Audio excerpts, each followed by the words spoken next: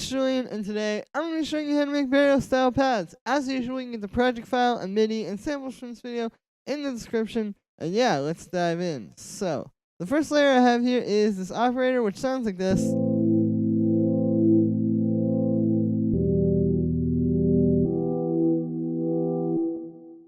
And so the way I made this is basically, it's just some simple FM stuff, and then we have like a filter and an LFO to sort of accentuate that. So the first thing I have here is just this sine wave. It's pretty simple. It's just set to be a sine wave. And then I have oscillator B set as a sine wave as well, but it's an octave down. I believe that's an octave down at 0.5 on the coarse pitch. And then it's got the level set there. So it's doing a bit of FM to the first oscillator. I'll show you without the filter and without the LFO. You can kind of hear, and then you'll also hear this oscillator 3 in there, which is just a sine wave with the coarse pitch set to 1. It's very subtle, but this is what it sounds like before any filtering.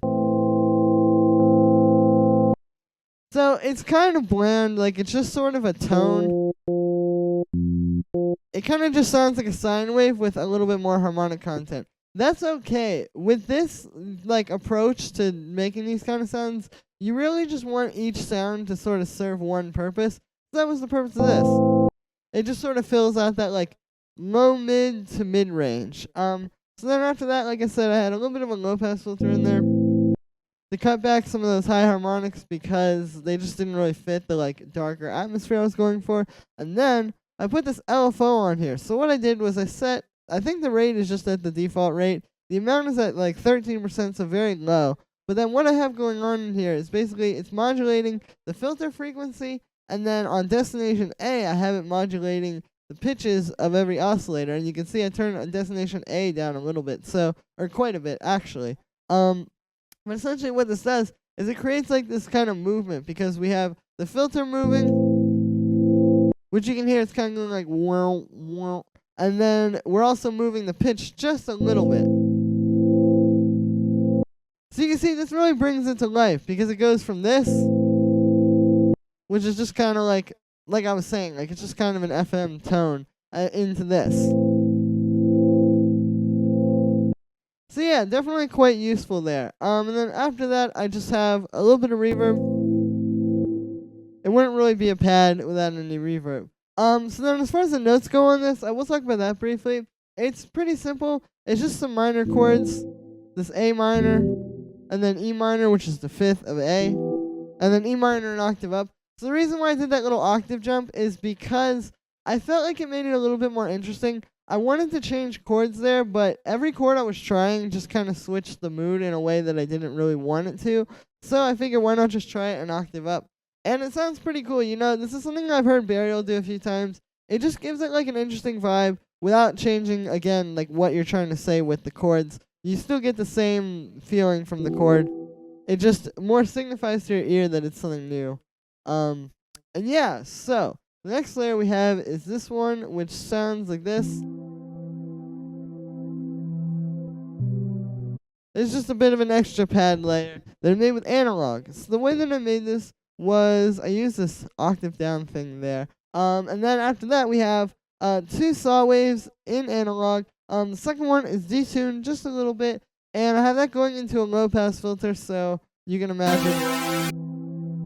Obviously, that's what's cutting back all those high harmonics.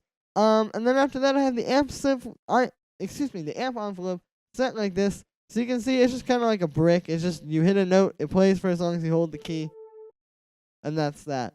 So then after that, I have a little bit of vibrato, just like on that other pad. I just want a little bit of pitch movement, so I put that on there. And then we have this Unison, and I have the voices set to 4, so it's at the maximum amount of voices.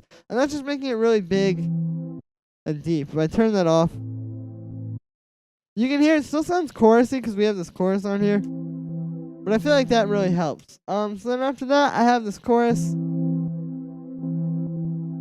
which you can hear is just giving it like some stereo width and kind of like adding that little bit of like a doubling effect. So after that we have the strings layer, which sounds like this.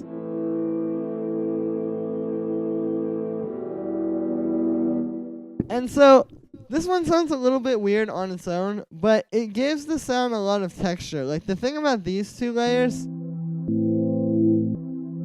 is that they're kind of just like tones, like I was saying. Like, it's kind of just like some deep, nice kind of like synthesizer sounds.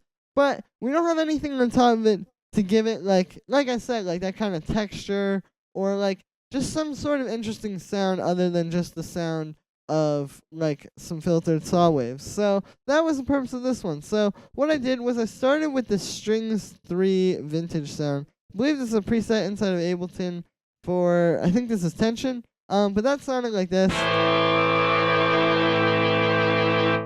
And so you can hear it, it's kind of cool. It sounds kind of like sampled and a little bit like I said, just textured and old and more like with that burial vibe. And then so what I did to that was I put this bandpass filter on, so it's set like this. And you can hear it's still letting through like the texture and the feeling of the sound, but it's not so high-end based anymore. Before, like that was a little bit too much high-end. It would have just kind of stuck out like a sore thumb in this mix, but now we still get the benefit of all the texture and interesting stuff that's in the sound without cutting it all out or without having too much high-end in the sound. So then after that, I just have a little bit of reverb.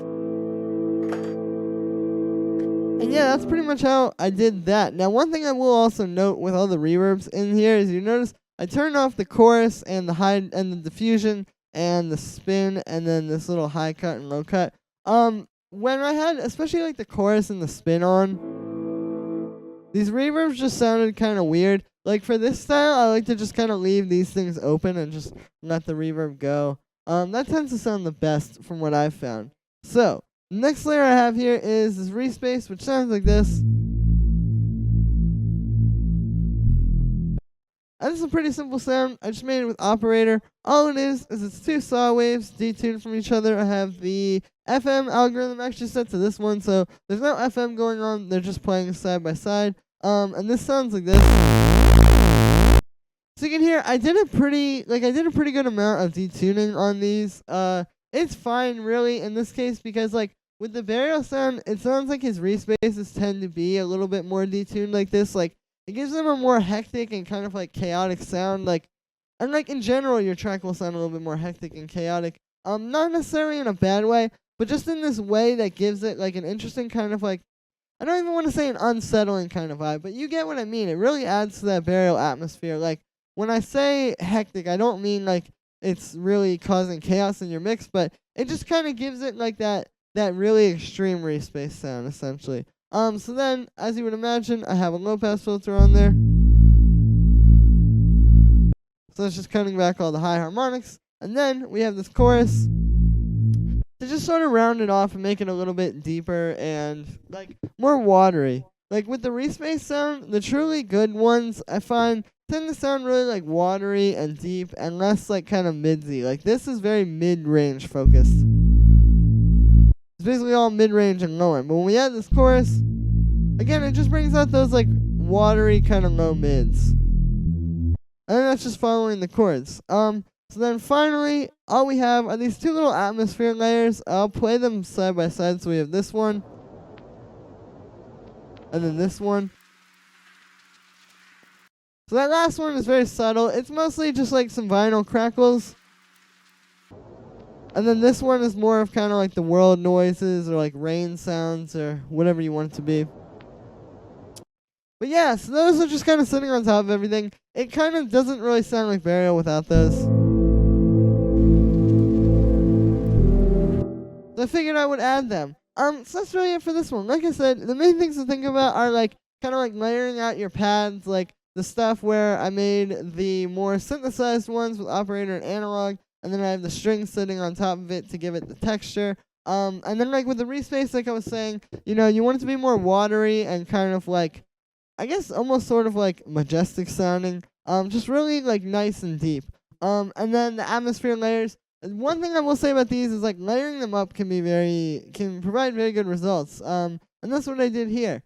So that's going to be it for today, guys. Make sure to let me know what you think of this video in the comments. And make sure to like this video as well as subscribe. Thank you again, everybody, for watching. Check out my social media, which is on the screen right now. And I will see you tomorrow with another tutorial.